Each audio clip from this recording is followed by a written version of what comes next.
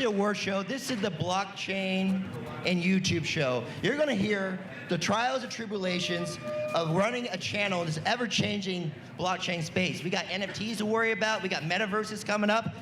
You know, and we got these YouTubers that are the front lines for mass adoption education. And you're going to learn how they do it today. So I'm going to start introducing them. First one up is Ian Balina. Come on up. You got 30 seconds to tell people who you are. Hey, I'm Ian Balina, also known as Diary of a Made Man. On YouTube, on Twitter, on Instagram. I've been in crypto since 2016. Had a huge channel back in 2017, showing people how to invest in ICOs using spreadsheets. We now took that and launched Token Metrics, which is a data-driven company for investing in crypto with AI. He also has a rap video on YouTube. Look it up. Next one up is the least. Which one do you like? Like Austin or Arnold better? You say like Arnold better? Austin? Arnold, come up. Wait, they're both Arnolds. Austin and Aaron. They're both Arnolds. Ah, too many A's. Thank you very much, Adam. Great to be here. Altcoin Daily Army, thanks for checking in. We have a YouTube channel, 1.2 million subscribers, Twitter, almost 1 million. News, opinion, channel for the everyman, by the everyman. Great to be here. Austin. Adam, you're an awesome host, man. Doing great. That was it? Who here is an Altcoin Daily watcher? All right. All right. Excuse me? What is this? Did we win? You creamed it in the best news category. There wasn't even a runner-up. Thank you. Take your seats, gentlemen. Next up is the wonderful Crypto Wendy O, the O Show. Hi, so my name is Wendy. Some of you know me as Crypto Wendy O. I run a YouTube channel. I've got a TikTok, Twitter, free newsletter, and we basically talk about the basics of crypto. And the reason why that is so important is because most people in the world do not come from money. They do not come from wealth. And I think that it's very important to give everybody a good quality of life. And I really, really believe that crypto can do that. And there's lots of different avenues that we can achieve that through, not just in trading. We can do that with NFTs. We can do that in working in the space. And that's what my channel is all about, is leveling the playing field out and including everybody that is interested in bettering their quality of life. Thank you. You guys are losing. She's the best introduction by far. Next up is this guy. He's growing. I don't know you really know. This guy's a fan. You know who we're doing? You want to introduce him? Introducing Tom Crown. That's all you got? He is a legendary chartist, technical analyst, and debatably one of the best technical analysts on the platform, Tom Crown.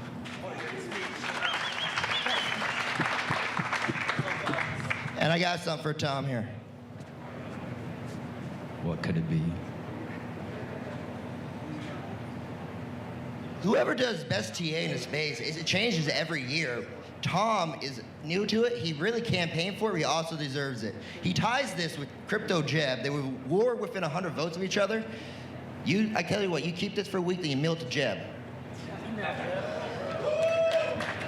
I think we're ready. I think that's it, right? This spot's mine? Right? No. Who we missing? Who we missing? Bitboy. Who we missing? Bitboy. Who we missing? Bitboy. I think Bitboy should come on stage.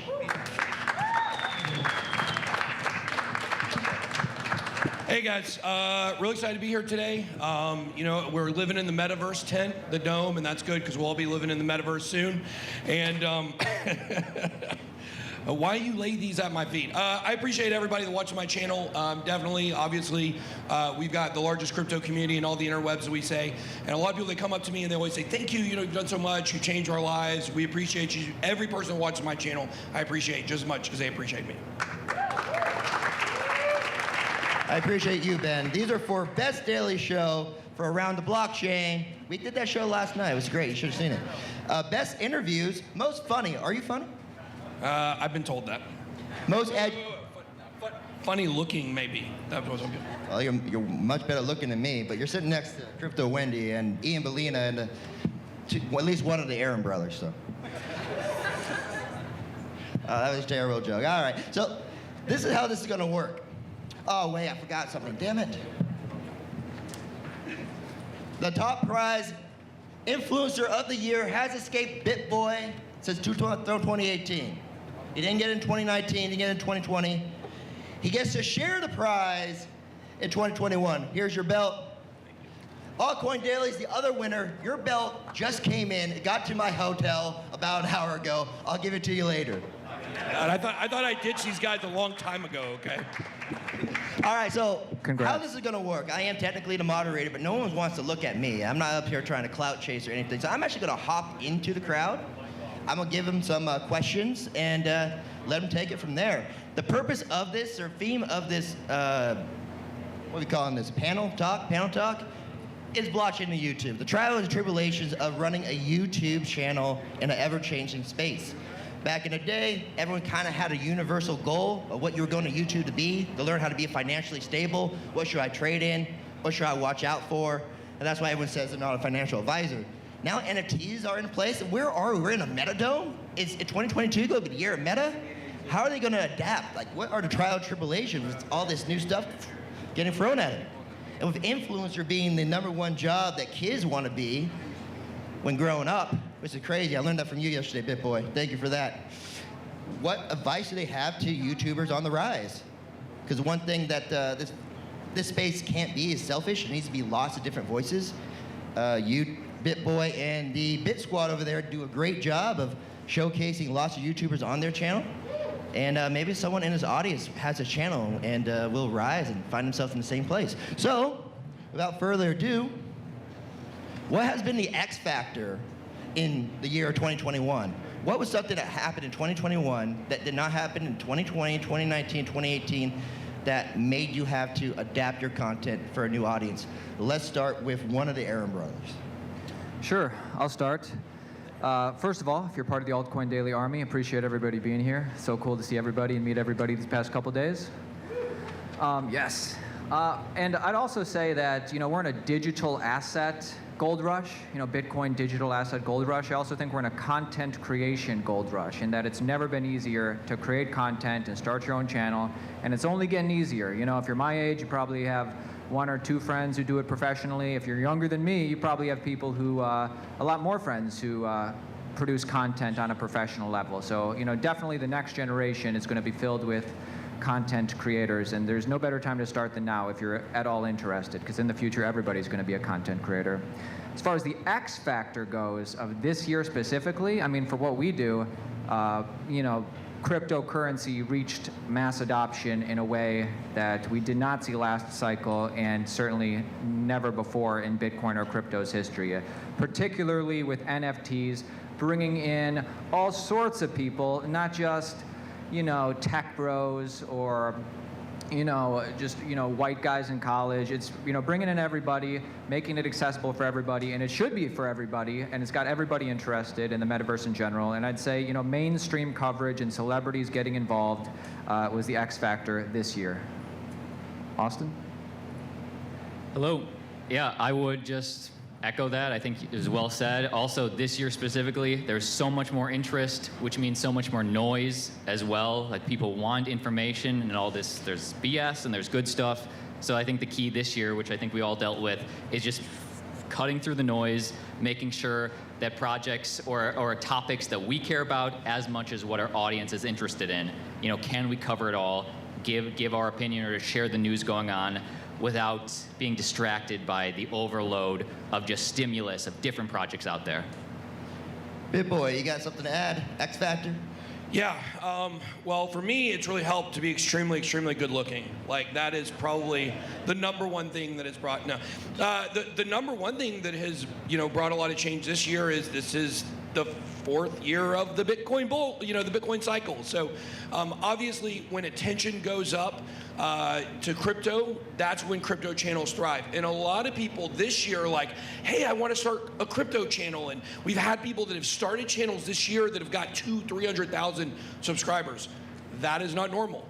You look at those numbers right now and you say, oh my gosh, like creating crypto or content in crypto is so lucrative. They make so much money. They do so well. People love the views. They love the attention. And all that is true. But somebody asked me earlier, somebody in the conference, she said, hey, like, is it a great time for me to start a YouTube channel? I said, yes and no, like in crypto. You have to be prepared if you do start content right now that next year, the attention is going to go through the floor.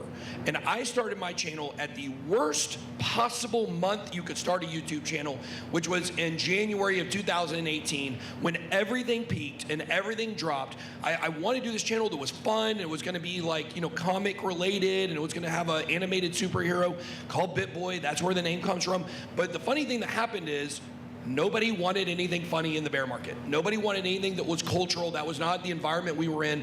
They just wanted news. They wanted hope. They wanted to see a bigger picture of the future. So what I would say to anybody, because I agree 100% with what the Aaron twins, is that the name? What Austin and Aaron said earlier, which is content creation is in a gold rush right now. Having a YouTube channel in crypto is one of the most rewarding things for sure that I've ever done, but it was extremely hard for years. I had videos even going back to 2019 that had 100, 200, 300 views on them. Like nobody cared. I get that in a second when we release a video now. So if content creation is your thing and is something you're interested in, do it. That's always my first piece of advice. Do it. Stop thinking about it. Do it.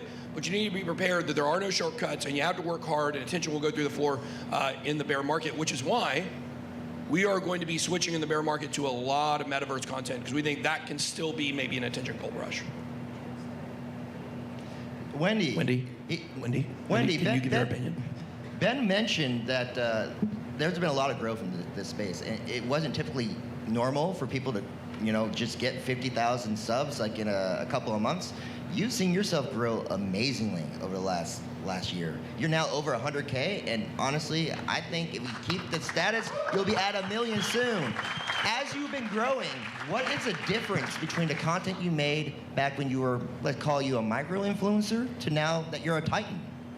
To be honest, well, first off, thank you for having me. This has been an amazing experience, and I just want to tell everybody that's in this room right now, if this is your first crypto conference, this is probably one of the best conferences I've been to in, I don't even remember. There's so many people here. There's so much diversity. It's really a beautiful thing to see, and it's really bringing people together despite of our differences. But as far as content goes, one of the things that really helped me grow my channel was TikTok, and I do have to give credit where it's due to Ben, because he said, get on TikTok, and I said, ugh. Because believe it or not, I hate being in front of the camera, I hate talking, a lot of that type of stuff, and I don't know how I get up and do this every day, but I do. You hate talking? I do. Oh, okay. Don't come for me. Don't come for me.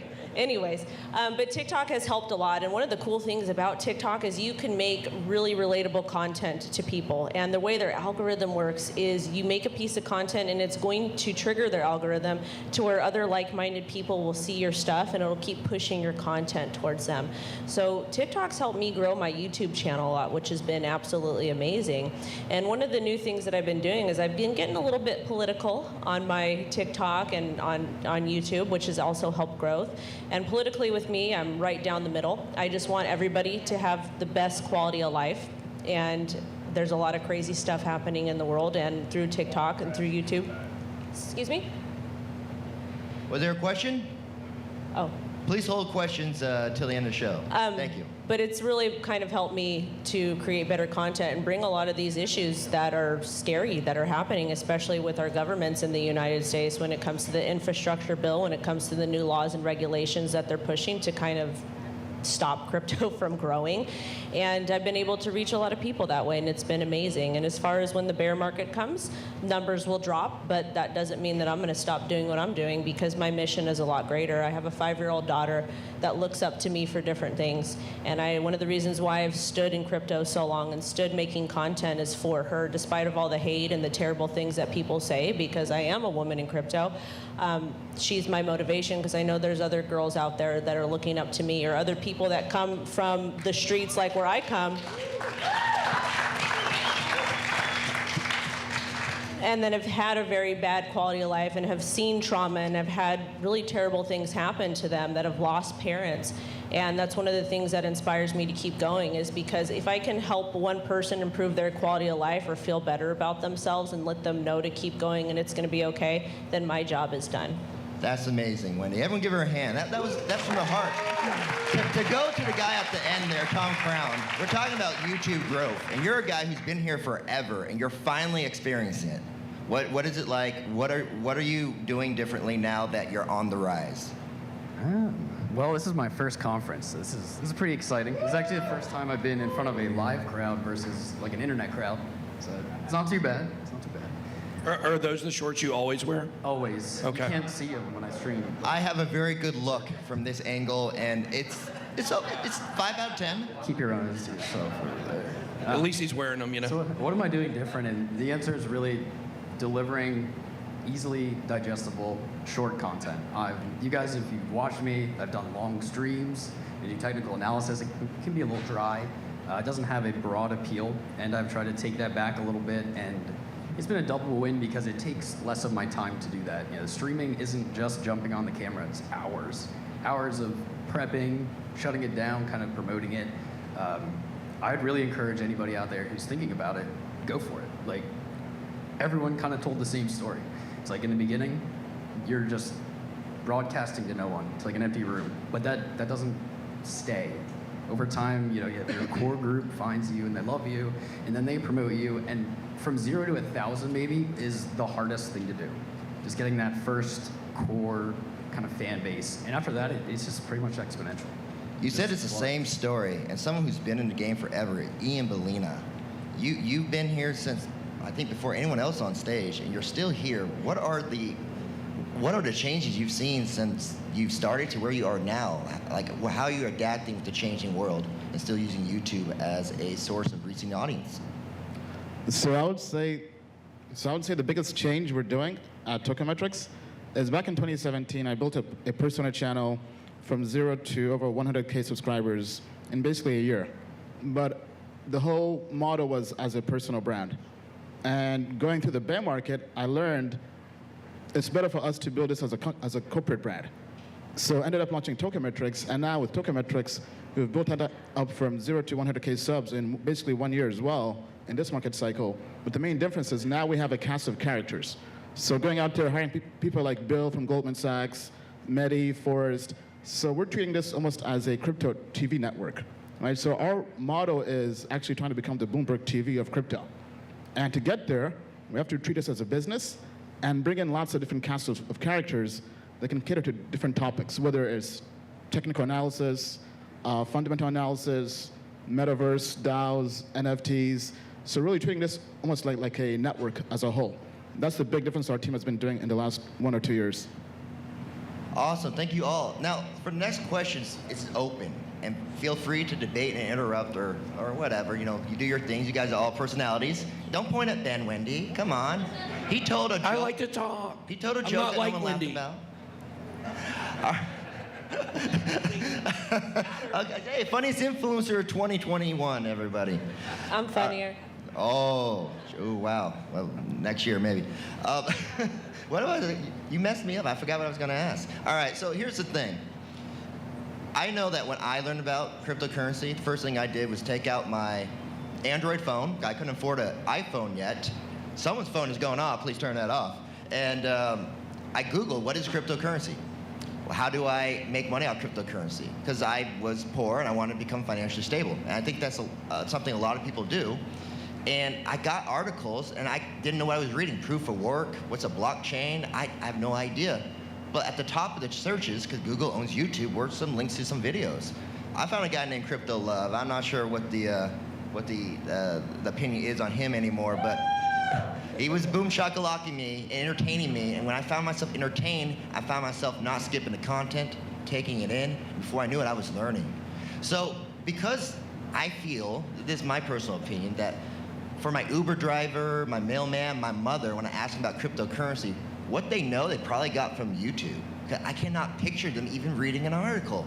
So knowing that you're like the front lines of mass adoption, what responsibilities do you feel you have as a YouTuber? we have massive responsibility. And that is why a lot of people have seen my channel evolve from, we used to talk a lot about smaller projects. We used to talk a lot about riskier projects, summer of 2020, DeFi stuff, finance coins, things that had a lot of potential returns. But something happened along the way, which is my channel absolutely blew up. And I understand that responsibility when it comes to the direction to lead my audience. So my investing strategy actually has also matured along with the maturation of my channel. That's why now we mostly talk about the top coins. We'll still do a small cap coin video, maybe like one or two out of our 28 videos total we do per week, somewhere around there. But you have to understand that responsibility. And I think there's this huge misconception that a lot of YouTubers in crypto don't understand that responsibility. And we also, here's the biggest joke ever, is that we don't understand the ramifications of SEC action down the road based on the decisions that we make today on whether or not we disclose sponsored videos, the types of possible securities that we talk about. I can guarantee you, we all think about that stuff. And I built my channel from the very beginning with that in mind. I don't want one day to have to go in and talk to my family and say, hey guys, I'm being arrested because I did a sponsored video and I didn't tell anybody. And there's just this idea out there that exists in social media, because if you talk about the #1 thing that we all get attacked for, that's what it is, and it's 100% false. Are there bad actors out there that have done that? Yeah, absolutely. They're idiots. They don't understand the long-term ramifications of possible action, and they also don't respect their audience. To me, that's the thing that really pisses me off about people that have gone down that route before, is they take short-term gains. Like, I was offered 7 figures to do a video one time. And you know what I said? That's a huge red flag. I'm gonna stay as far away from that as possible. We understand and we think about that stuff. I can guarantee you every person on this stage understands that responsibility, and it's time for a lot of the toxicity and the false accusations to absolutely go away.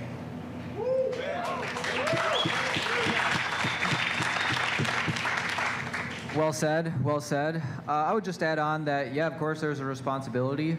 One of the things, I was just a YouTube spectator in 2016, 2017, watching crypto YouTube, actually near the end of 2017. And one of the things that I kind of figured out, especially in 2018, is half of the people I watched did not disclose sponsored content. And I thought, there's definitely room for improvement there. And I thought, a lot of people were good, and those guys stuck around. But I thought, I could do it, just as good, if not better, than some of those guys. Turns out I was right. No, just kidding. But I like to think of it, obviously, so you have to be responsible. But I like to think of it. Who's that sports? Skip Bayless? Yeah, I like to think of it as kind of like Skip Bayless. Like, you watch Skip Bayless for sports commentary, particularly what we do. You watch Skip Bayless for sports commentary. You don't necessarily make a bet based on what Skip Bayless says, but you just watch him for his commentary and opinion, and you understand that he's just giving his opinion on the news. And to add on to that, if you live in the US, you have a legal responsibility. That is 100% clear. When we started the channel, that was a need that we were trying to fill in the market. Can we do this and have a relationship with our audience that is a relationship that we would want to have, that we would want to see with another YouTuber.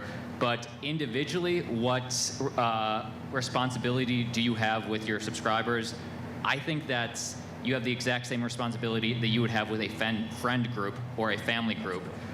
Or you can choose if you want to keep it more business or more friends or more family. But for me, I would never go to my friends and, not disclose a sponsored piece of content or lie or be deceiving in any way, or else they wouldn't really be my friends. And I think YouTube is so, you get such a direct line to that person that's communicating. Like, I know that's how we try and treat it. Like, if you're having a beer at a bar with us and we're just talking crypto as friends, and then based on each different specific YouTuber, you have to define what that is for you.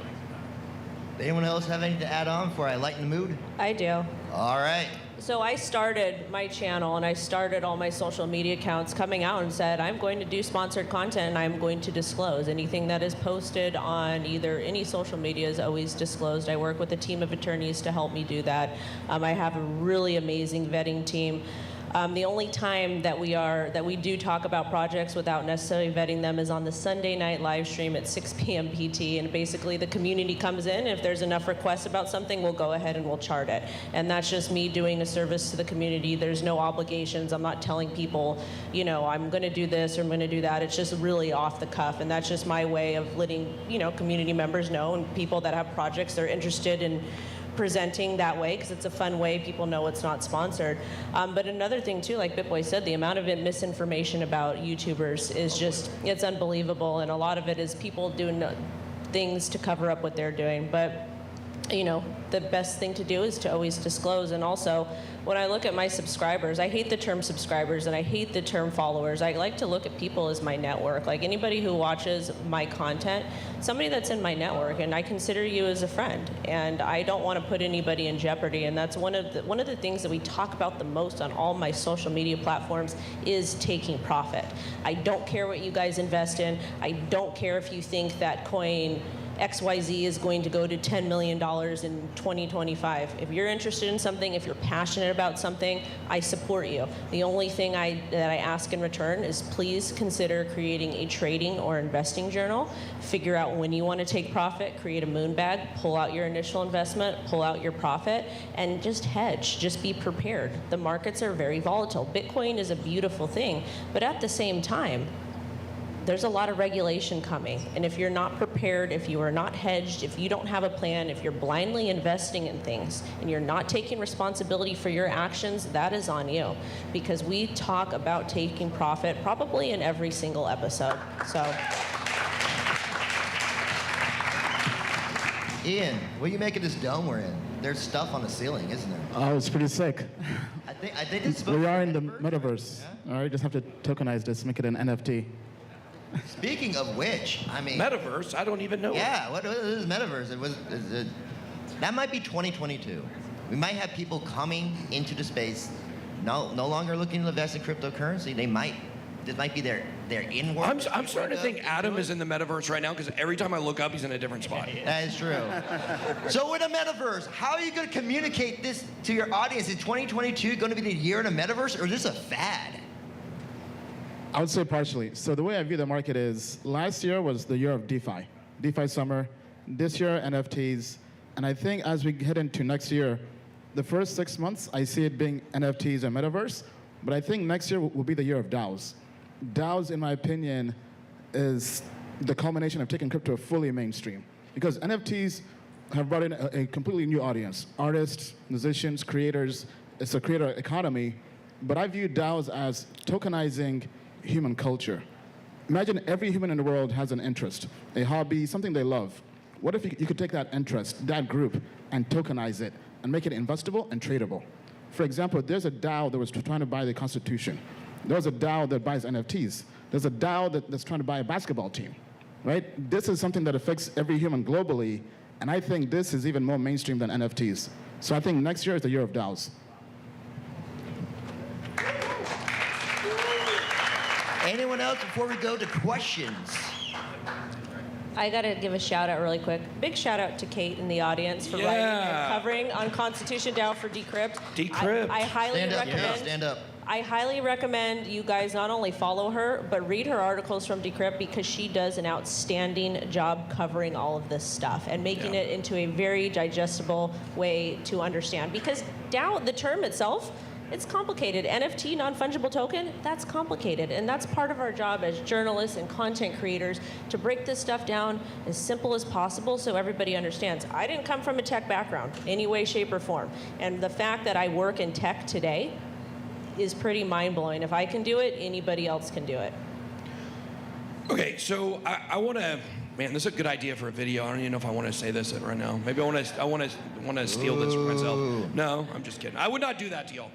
But I just had like this epiphany as I was sitting up here thinking about this, because on one hand, I heavily disagree with Ian right here when he's saying that he thinks it is. Bring it. Yeah. Oh, bring it. Oh, okay. I finally got somebody. Bring it. Let's go.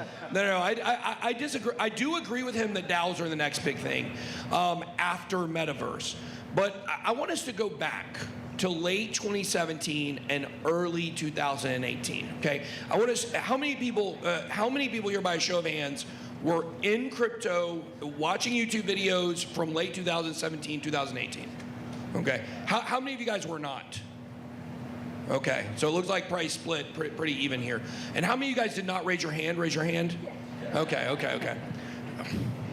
Okay, so if we go back to 2017, 2018, you guys know Crypto Stash, right? It comes on around the blockchain, love Stash. Stash, me and Wendy and Stash, we go way back to when we all started our channels. We've been friends from the very beginning. And, Stash would always talk about NFTs, and he'd always talk about Engine. And at some point, did you think he was a little crazy?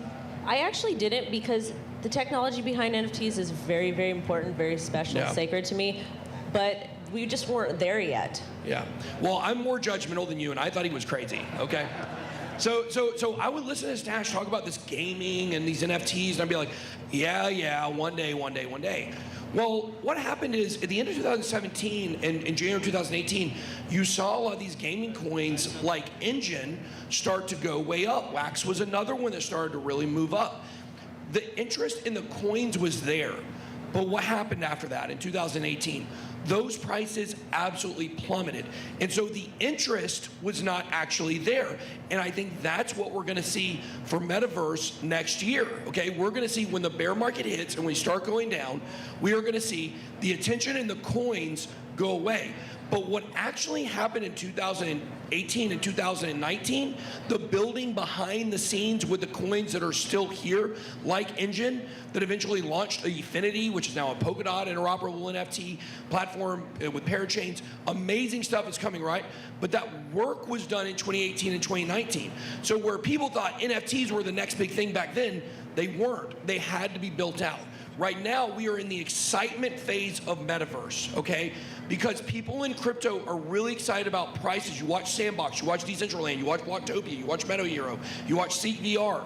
You watch these coins, and you see when the price starts to go down, people are not going to be interested. But it's the work that's going to be done in 2022 and in 2023 for the Metaverse that's really going to lay the groundwork for the rest of most of our lifetimes, I believe, when it comes to gaming and when it comes to Metaverse.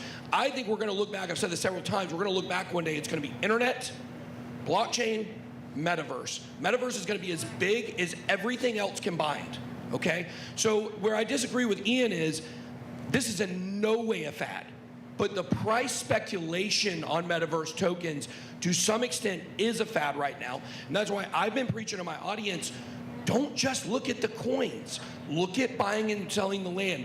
Find other ways that we talked about yesterday in our Around the Blockchain Live.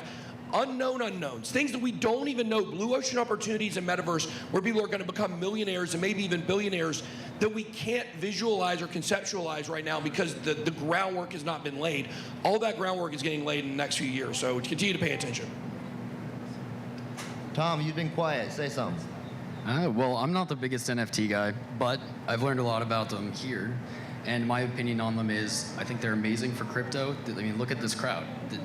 I've never seen this many people in crypto. Like, give yourself a hand, guys. Yeah, give yourself a hand. NFTs aren't going anywhere. That's what I say. I'm just going to repeat it. They're not going anywhere. They're just going to be a larger part of the future. I don't know exactly how they'll fit in, but we're going to find out. We're going to find out all together. So. Any other thoughts on the Metaverse? I think, if any of us could predict the future, we'd all be rich. Whether it's DAOs or Metaverse or whatever is, really big next year. That's why it's so important to, just have a place where you can come for daily information or weekly information to stay in tune and, see what's going on and ultimately make your own decisions. Regarding how I describe the Metaverse, just generally big picture, and obviously understanding that, with each year we learn more and more, like when DeFi, when we first heard that in 2020, maybe you didn't really understand what decentralized finance was. Then you saw some protocols that borrowing and lending or derivatives that were permissionless. How I describe Metaverse is, obviously there's just the VR component, which is, as far as we know, that's what Zuck is doing, and could be a Metaverse. And then there's the blockchain component, where it's, items or land is verifiably yours, and what would you get out of it? Well, more user rights, or the fact that you can own something whether you're in the game or not. And that's a good way to describe it right now, big picture, but maybe in a year we'll learn more, what actually is the value, what what's the killer DApp, like NFTs, I guess, are the killer DApp for, blockchain platforms. Maybe there'll be killer things in the metaverse, like starting a business in the metaverse. Maybe that'll get big, or whatever it is. That's how I think of metaverse right now. So we have Metaverse and DAOs and NFTs. Oh my. What's your favorite part of just the blockchain space? And based off what you like, personally like, does that actually influence the type of content you make and how you present content to your audience? Let's start with Ben. The people. That's honestly what I like about blockchain the most. And like I said, if you were at the Around the Blockchain Live yesterday, you watched it, you already saw me say this, but the thing is all of you who are in here are extremely fortunate that you are wired this way. Other people are not wired to be visionary and look at the future. How many times, every single person in this room, I guarantee it, there's no even reason for me to ask, every person has talked to someone that has been so resistant to crypto, so resistant to the digitization of currency. And you just rack your brain like, how can these people be this dumb? How can they actually think that we're going to be trading pieces of paper and pieces of metal in 100 years? That is about as low IQ as it can possibly go. And they may be smart in other areas, Maybe they're good at painting, but, when it comes to money and future, they're idiots. And it's sad. It's true, though. You guys know that this is true when you talk to those people until you're blue in the face, and they just don't get it. The people in crypto, every person, all of my best friends are in crypto. My one best friend that I had before crypto got into crypto with me, okay? So all of my best friends are in crypto, and there's a reason why you connect. There's a reason why you click. There's a reason that me and TJ is my business partner, because we started talking about crypto in 2018, and we just hit it off. There's a reason why me and Wendy have been friends forever. Frenemies. Frenemies? That is actually true. We should do a podcast called Frenemies. That's a bad idea, actually. So crypto frenemies, that would be, I'd watch it. That would be pretty good. Let's Maybe we should talk about that after. But the people that make up the space are the people that are going to be driving the future. Like when Wendy interviewed Sam Bankman-Fried for the first time like 2 years ago. Like, this guy's now a mega billionaire. But he had the mindset, he had the visionary attitude as well, obviously. I won't get into his cartel ties, but that's another story. But the fact is, like I said, all of us have a certain way of think. We all click, and you're very fortunate to be in this room of people.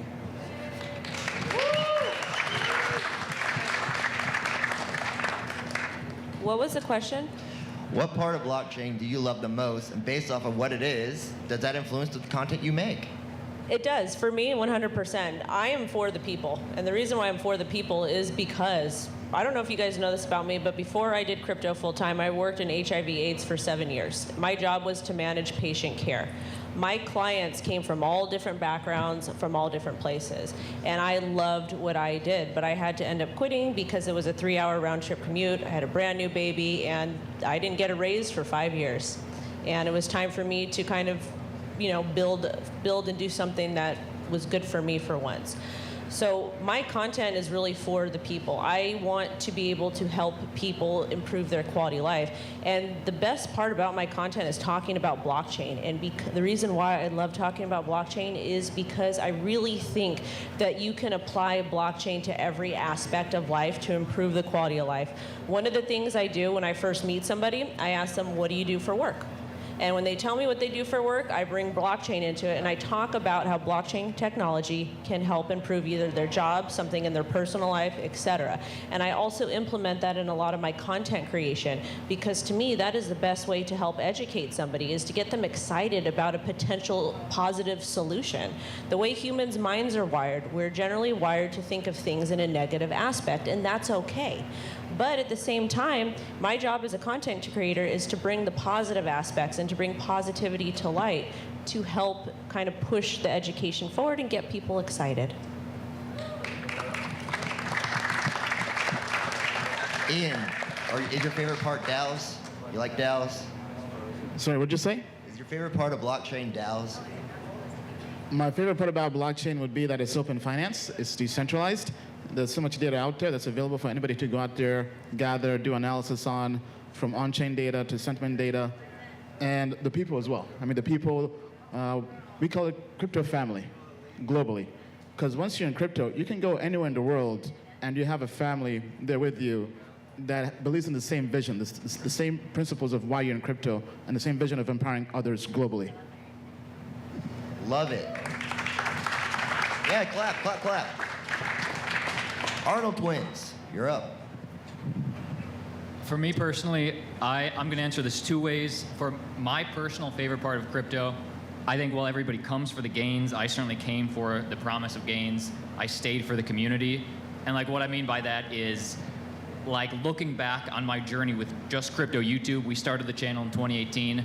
Like, I don't necessarily remember the wild price swings or me making some great money on a certain investment. But what I do remember is the laughing or the community we built, you know, going through the bear market, talking about strategies of content creation together, being on Around the Blockchain and making DZ and Bitboy laugh, you know, on a random joke. Like, I remember those things. I don't necessarily remember, you know, wild price gains or losses or anything like that. So came for the price gains, stayed for the community and the price gains, ideally.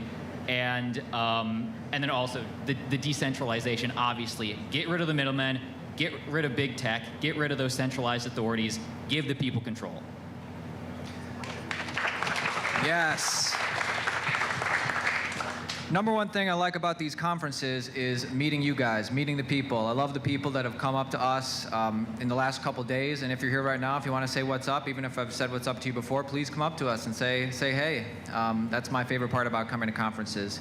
And I guess what I like about crypto in general is just being on the forefront of something. Obviously, there's something here. Obviously, it's only getting bigger, and let's figure it out together.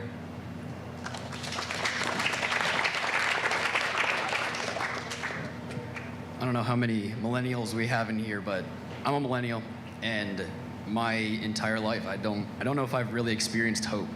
And I found cryptocurrency many years ago, and I felt hope. I thought the future can be different. It's not on one path that's already decided and I have no control over. There's this other force, and I think everyone that really gets into crypto feels that hope, and I think that's why we're all still here. The common denominator I heard from every one of you is the people. You love the people and the community you make. So let's go to the people for some questions. Who has any questions? Raise your hand. You have a question, sir? I hold the mic. Okay. I'm going to direct this one to Ian. You mentioned earlier that you made a shift from more of a personal brand to a corporate brand with your YouTube, and that it made sense.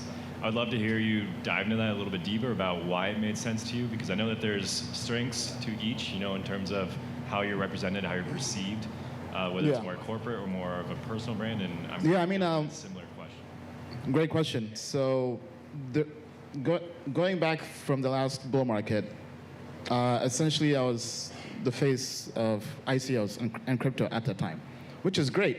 But I also learned I didn't like being so much in the public spotlight.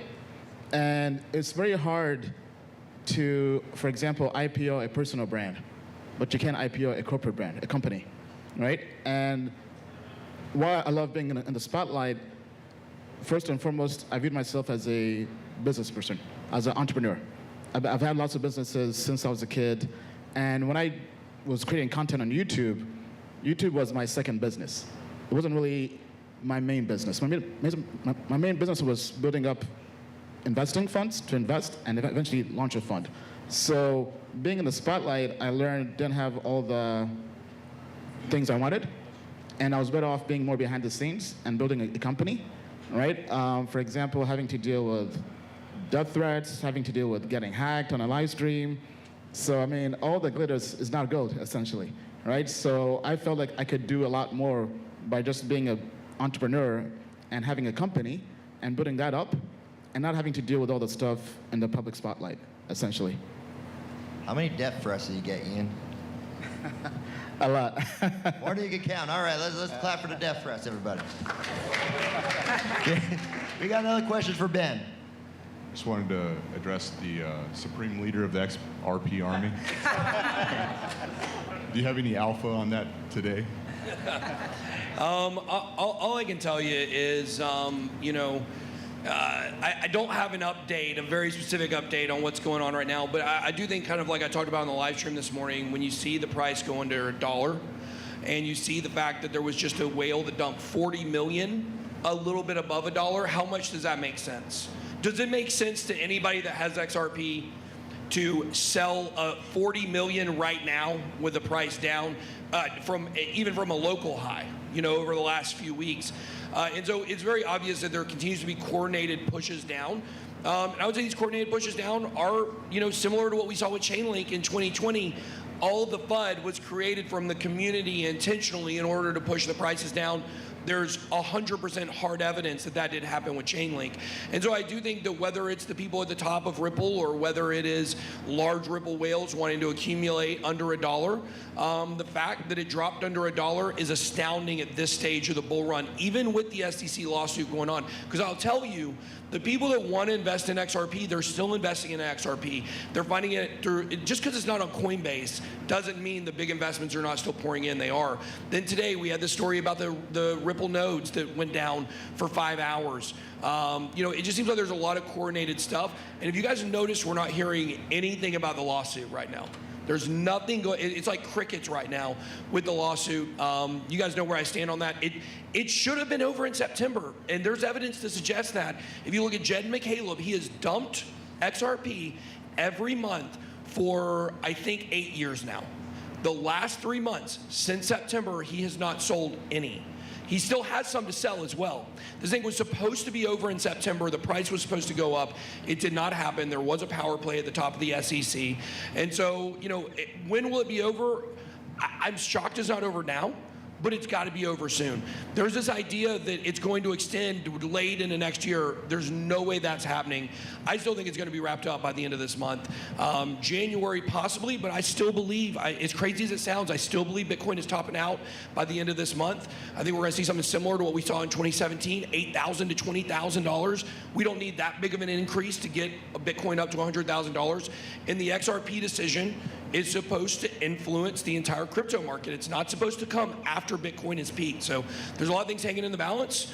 Just keep the faith. Yesterday I bought 130,000 additional XRP to get our XRP holdings over 1 million XRP at this point. So to be honest with you, with the price going down, even though, I always fight this battle of it's great for me personally because I've got the money to accumulate when the price goes down.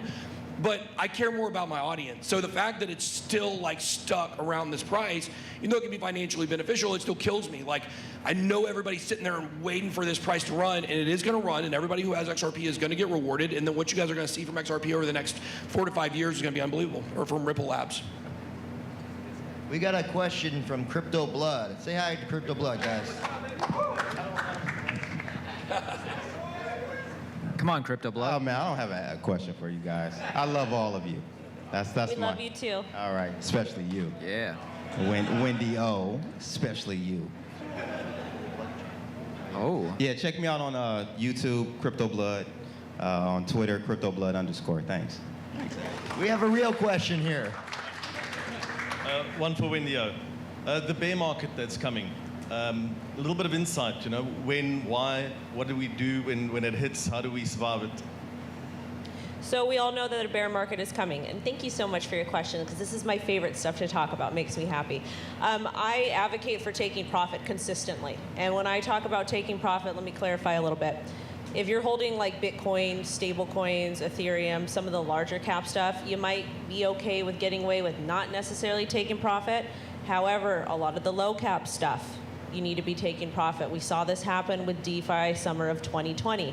I don't know how, most of the projects from that launch then, they're gone. They're to zero. They're no longer developing. The ones that are sticking around, they have dumped how much? 80%? 90%? A lot. A lot. Negative, I'm just kidding.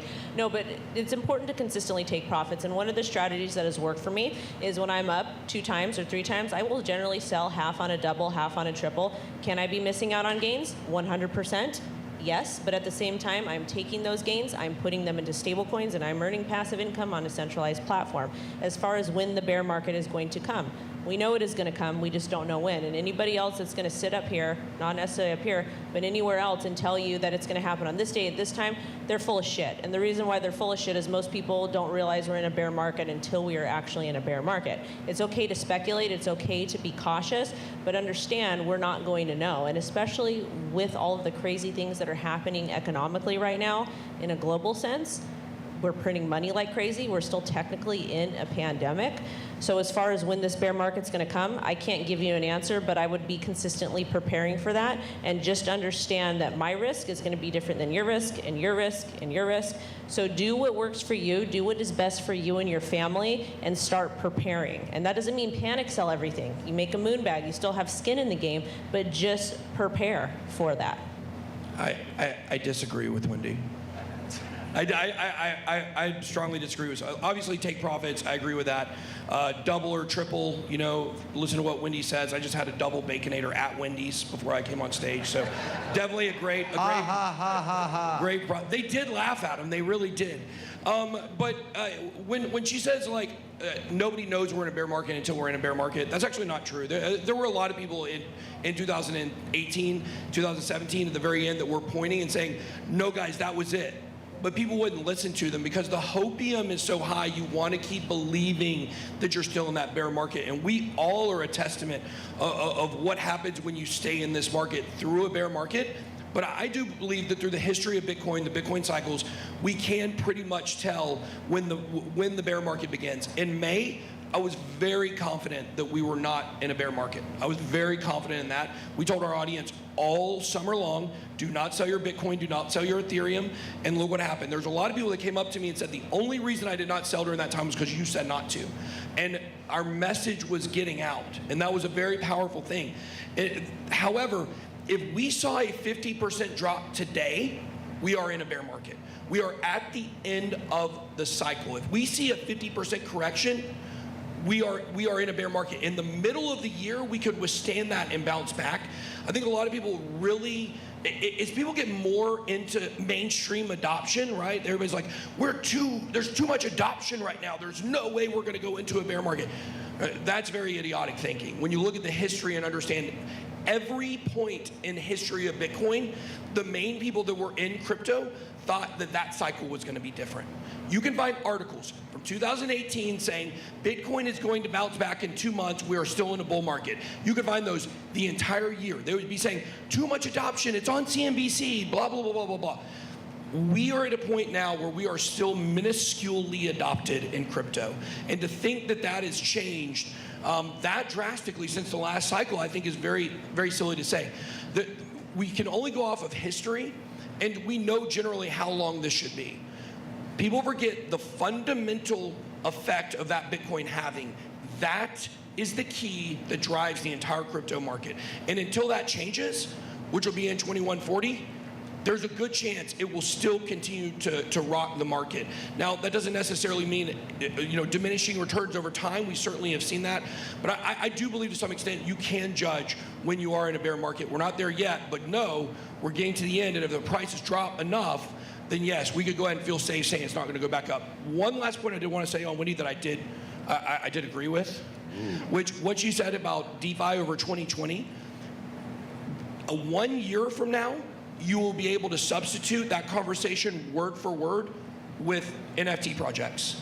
So remember that. If you're in big gains in NFT projects, remember to take those profits because 99% of the coins that launched at that time in 2020 are gone. Probably 99% of these new NFT projects will be gone by the end of next year. Ben is the only one that has the answers to when the bear market is coming. All hail Ben. Thank you, Wendy. Thank you, Wendy. He's part the $100 is on your seat. With that beard, he's actually part bear. That's how he does it. So, hey, I got laughs. Awesome. That is not true. Austin, have something to add? When the bear market, what's the strategy? You were nodding your head, yeah. Well, I thought those were great responses. I can only speak for me personally. I like to, first off, I know for me personally, I think we all can come up with and find signs of a general idea when bear markets happen, meaning the big money starts to sell into the top as retail comes in. You know, the on-chain data, we're all looking at that. For me personally, I know that I'm never going to get the exact top, just like I'm never going to get the exact bottom. And it's crazy because I think for a lot of people, and again for me, it seems it's so easy to press buy, but it's often very hard to click that sell button and take profits when that's the most important part in some sense. So, you know, it totally depends on how risk averse you are, what your time preference is, what coins you're holding, are they high caps or are they low caps. If you're just into Bitcoin or just into Ethereum, then you can take a little more risk. You know, they'll be here in 5 years, in my opinion. And if you're in those super low caps, then you should be taking profit liberally. But dollar cost average in, just like you dollar cost average out. And I just quickly want to say, if you want the freaky truth about XRP and you want to know when to sell, we just released 2 killer interviews with Bitboy on Altcoin Daily. 2 separate interviews asking the full interview dedicated to when are you going to sell, what's your strategy, what do you do, you know, put it in some sort of yield thing, and you know, what's the truth about XRP? Give us in-depth. Search Altcoin Daily, seek out those 2 interviews just dropped over the last 2 days. We have a question for Ian. So hey, Ian, you were mentioning earlier that you believe, like, you know, going into 2022, DAOs are going to be the next movement going forward. So I believe that as well too, especially with everything going geopolitically and everything. So what would you say is your reasoning behind saying that, like, you know, you believe that DAOs are going to be the next move going into 2022? Great question. So looking at the investment activity in the blockchain space from venture capitalists, angel investors, and even other investment DAOs, all the deals, the trending deals, are people investing into DAOs for next year. Right? For example, A16Z Crypto has gone heavy into DAO investments. They even had an article on their blog talking about why they view DAOs as the next narrative. Right? So the fact that smart money is going towards that route and is investing now, predicting that next year DAOs will begin to hit the mainstream consciousness, I think that's where they're going, right? Plus, the fact that you can take anything that any human has an interest in and turn that group, that activity, into an online community with a bank account, I think is powerful, right? Because that is limitless. Any human in the world who has any interest in anything can form a DAO, right? So I feel that as the next cornerstone to taking crypto mainstream, because whether you're a gamer, whether you're an investor, whether you're an artist, anything you have can be tokenized as a group, and that becomes something that's really, for me, the biggest thing in crypto, that transforms crypto past NFTs.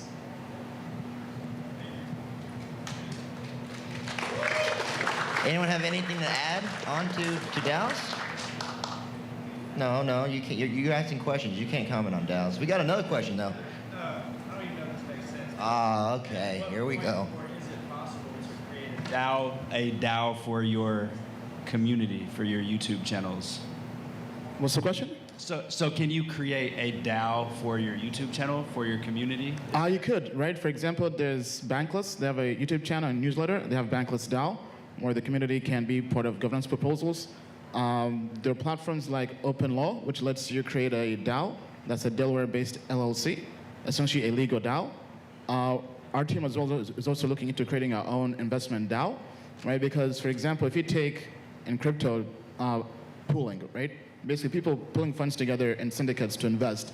What if you could form a legal structure that was fully decentralized, where there was no central entity or party controlling anything, and that was also legal, that could invest in anything, right? For example, you have Pleasure DAO investing into NFTs. You have Metacartel Ventures, which invest into early-stage projects. So there are platforms out there that can do this, and I think as more development happens in this space, more people will begin to use these products. I would say, just speaking about DAOs there real quick, I would be very careful when it comes to DAOs in terms of who loses in a DAO. Who loses? Any ideas? The voter. Yeah, it's usually the people who are looking for all of the free-based gains and trying to support a token that doesn't necessarily contribute to the community involvement. I know DeFi 2.0 is a big trend right now. Yeah. It's just chasing those high APYs, right? But like, if you take a look at, like, there's a couple of DAOs, like, for example, there's one that's hoping to democratize, like, basically, like, scientific data around, like, you know, like COVID and other research, because you see how there's, like, so Who loses there, though? Who loses? Nobody loses. Because No. in that scenario. The controlling structures lose. Okay. Right? The controlling structures lose with DAOs. Okay? The people that control the information, they lose. And who controls the information? The people with the money. The funders, in that example, of the scientific research. Okay? A DAO ruins centralization. that's not going to go without a fight. Who would have possibly dreamed that stable coins would be labeled as securities? Nobody saw this coming. By the end of next year, stable coins will be labeled as securities. That is the regulation that is coming. That is what Gary Gensler has been setting up for months now. That's why stable coins are now falling under the SEC, which does not make sense. So if you think that centralization is going to come hard after stable coins, wait to see how hard they come after DAOs. When corporate DAOs start opening up, or when DeFi DAOs start opening up, there's going to be a lot of attacks on this stuff, and you watch for the regulators. So that's why I would be careful with some of that stuff. Even with DeFi, we know Bank of America said we don't care about Bitcoin. We're focused on competing with DeFi. And the best way to become the biggest building in town is to tear down all the other buildings, and that's what we constantly see with centralization. So even with Metverse, even we go to Metverse, there's now articles in the last week about money laundering in the Metaverse, right? So all of these things that we're so excited about right now, and we're seeing as the next big things or the big investments of next year, I would say that doesn't mean don't not invest in those projects and you could get returns, but with a lot of this new technology and a lot of this new direction of where we're going, centralization is not going to like it. So watch for a lot of regulation to continue to come up next year on all this stuff. Great. 5-second retort, 5 seconds. All right, so it's a question. So I just wanted to ask you then. So considering that DAOs are more global, like how would you say that would affect it? Because it sounds like you're speaking from an American perspective. The SEC can go after anybody. The SEC has the longest arms in the entire world. That's why they're putting pressure on Binance. Basically, if one American in any country has invested in something, Americans can go after them. And you say, well, how can an American, or how can the SEC go after a company that's based in a country that the SEC has no influence on? Well, guess where we do have influence? Money and economy. So what happens is our government reaches out to their government and says, you want this money? You give us this company that exists within your borders. That's how the SEC goes after people. It's the dirtiest, most disgusting organization in all of the government. And I want you to think about what that means. Think about the slime and the filth that goes on in the government, and then think they're the very, very, very worst one. So to think that if they can go after other countries that have no relationship to the United States, to think that they can't in some way go after globally decentralized DAOs is, I think in my personal opinion, a little naive. Anyone else? What's your name? Ben. Thank you, Ben. What's your name? My name is Dustin. Dustin, you set this whole thing in motion by just screaming and interrupting while someone else actually raised a hand for a question. So I'm gonna let you have your final retort, but be sure that will not happen again. No retort. Thank you. Then apologize. No apologies. Oh, man. So we do have a question about taxes. We're talking about SEC, so this might dive into it. So I'm sure you guys can agree that claiming taxes on cryptocurrency is very important, and not everyone can afford or find a blockchain accountant or set up a foreign trust in Portugal. So what are some of your suggestions as far as information you can give to the room as far as claiming taxes appropriately? Everybody can afford automated crypto tax software. So if you read TaxBit, it's one that we work at. Bitboycrypto.com/deals. You guys can go click my Shout out affiliate. to Zen Ledger. Whoa. Frenemies, here we go. We should do a Crypto Frenemies podcast. We should, because I'll win every episode. Shut up, Wendy. No, I love Wendy. I actually do box, by the way, guys, so. Yeah. Well, I mean, I don't hit women, so I guess I would just have to. I don't hit women either. Oh! Crypto Wendy! Oh! Wow. After all these years, she finally got me. So anyways, look, everybody can afford to work with TaxBit or ZenLedger. I've worked with ZenLedger before. It's actually how I got hooked up with my accountant. And here is the coolest thing about both of these companies is that you can actually go on their live chat support and any questions you have, because I can tell none of us are tax experts up here. Nobody wants to be the person that's like, this is what you should do for your taxes. I use a CPA. I use Andrew Gordon from Gordon Law, very high-power CPA and attorney in Chicago. He's a great guy, but I use him because I can't do it myself. I can't figure it out myself. If I can't figure it out myself, then I don't want to be telling everybody how to do it. If you go to the live support option on both of those sites, and you ask questions. Of course, eventually, if you ask a ton of questions, they're going to lead you to sign up for the service. But a lot of the services are like $70. It's not even a lot. And if you are trying to figure out how to claim taxes for crypto gains, I'm positive you can afford $70. You can probably afford, $1,000, $1,500, whatever the cost may be. But you take advantage of those chat support questions that they have, or chat support agents. You can go on there and ask questions, and they will answer them for you without you having to actually pay for their service. Also, too, on my channel, I have a legal series, and I have quite a few different crypto CPAs coming on to answer questions. And I may even do, if I get enough emails or requests, I may get Andrew, because he's my guy too, to come on and do a live stream and just answer questions. But I'm telling you guys, I'm not an expert when it comes to taxes, but if you are making money in crypto, you do need to pay your taxes or hire somebody to help you with that, because at least if you do show good faith that you're trying to do the right thing, God forbid you getting pinged or gaffled up, they're gonna look at that. So just remember that. And again, I hate taxes. I think that they're the worst thing ever, and the Fed. I hate the legalized cartels, but at the same time, I'm not gonna do time over something stupid and not see my 5-year-old because I didn't wanna pay taxes. Tom, what do you make of this guy right here? What do I think of him? You're can't both really see reflective. it. You have reflective glasses, and he has a reflective head. We're shining, bud. You're shining, bud. What does everyone makes of this getup? We're in the metaverse. We actually have a human metaverse person here that came for the show. This is awesome. This is the fun part about conventions. People dressing up, people getting crazy. I love it. You ever cosplay as anything? Yeah, hell yeah. Why you cosplay as? I just cosplayed at Comic-Con with my girlfriend. Went as Jesse and James from Team Rocket from Pokemon. Woo! Yes.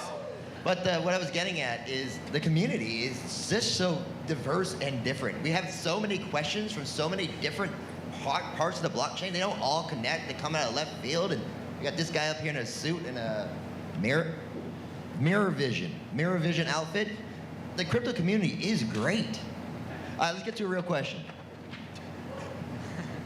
Hey, what's up, y'all? First of all, my name is Cesar. I'm from Seattle, and I literally booked my flight over here like 5 days ago. And a big part of that was for all you guys on stage. I watch all your channels, and Wendy O and Bitboy and everybody. So I watch you every day. So I was like, man, I watch these guys every day or already on YouTube. Why don't I just go to the conference and meet them in person? So thank you. And then the question is, Wendy O, you mentioned that in the last bull market, this is my first bull market, so you said that like 99% of the coins like don't exist anymore. My investments are in the top 100 coins mostly. How likely is it that projects within the top 100 coins will be gone after this? Very likely. This is what we saw in 2017. I mean, there were so many things that I had invested in. I had no idea what I was doing until I really taught myself how to trade. And a lot of the stuff that was in the top 10 is no longer there. You go to CoinMarketCap or CoinGecko, you can go ahead and adjust the settings, and you'll see what was there and what isn't. So the only thing I'm going to say is just take profits. It doesn't mean you have to sell everything, but just take some skin out of the game, leave a little bit in, flip it, roll it into something else, rinse and repeat. You picked the right projects, though. You picked the winners. You're okay. Just kidding. All right, we have time for one more question, but it has to be fun. It has to be a fun question. It has a fun, short question. Everybody over there. Hey, let's give it up for Adam, by the way. Adam, great host. Keeping the energy of the room. Yeah, Adam Good Charles. energy. I said, does anyone have a question? There was 8 hands. Does anyone have a fun question? They all went down. You again? All right. All right, I got a fun question. Would anyone on stage participate in a crypto YouTube celebrity boxing match? Are we going to see Wendy versus Ben? I'd love to do color commentary on that. I actually I'd actually proposed a boxing match at one point to somebody, and they turned it down. But what I'd say is that's bear market activities. So when we're When we're fighting over scraps, we'll be really fighting over scraps. I don't toss paws anymore. I use boxing as a form of therapy because I had to fight to survive. But I will gladly be the announcer. All right, let's end this on a good high note. We're going to start with Tom. Tom. What's up? Turn to the person to your left and say something nice about them.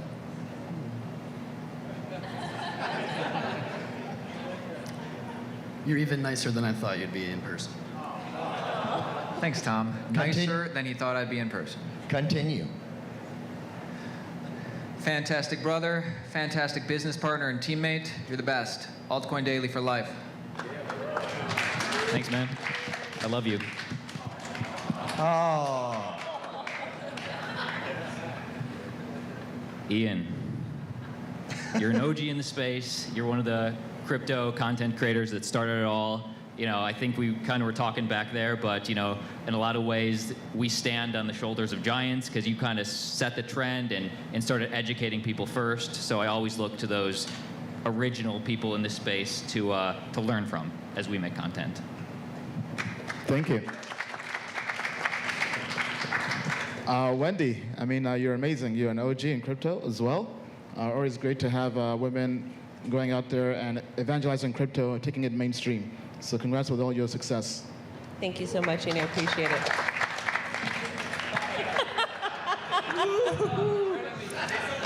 Someone get a picture of this. Even though Bitboy and I, we have our tiffs, we have our little spats.